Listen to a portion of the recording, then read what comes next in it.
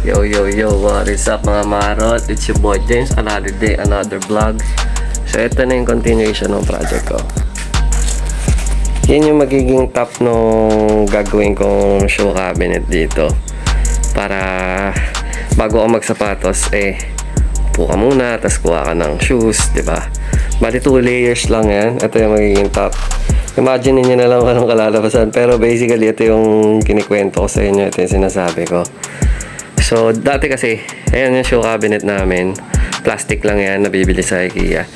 So, dito ako umupo para makapagsuot ng sapatos. So, para sa akin, medyo hindi siya aesthetically pleasing. So, naisip ko, may nakita kasi ako. Bali, yung original na nakita ko na ganito sa Makati. Ano siya? Console table. Tapos, naisip ko, sayang yung mga, plywood ko na ganito. Chop-chopping ko na lang. Ngayon, na-chop-chop ko na. Ayan. So, marami pa akong gagawin. May konti pa ako dito. So, legs, and then, siguro 2 layer ng shelf, 2 layer na shelf. So, basically, ganyan yung magiging itsura ng top niya.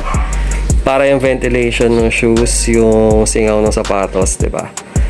Okay na. So, tuloy pa tayo sa tagtabas. Yan, medyo makalat na.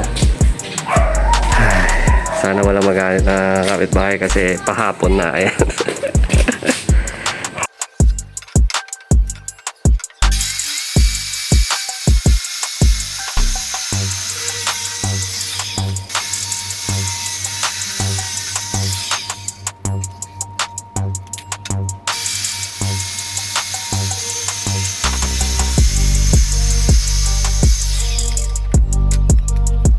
Yo.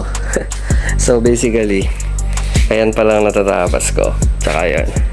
So parang mga 8 pa niyan. Pero hindi naman lahat yan uubusin ko sa pagtatabas kasi may project din ako dito. Mga open cabinet naman. Siguro hanggang doon sa itaas. Isang buong straight na ganyan. Kasi itong mga nagkalat na lang eh. Kailangan ng lagayan na. Ang hirap i-access kapag ka sa ilalim pa ng hagdan. Tsaka 4 o'clock na, linis na tayo, ang daming kusot. Ang malakasan, 5 years ko nang gamit yan. Loris. So yun, nandito na lang. Ciao mga maharot. Bye.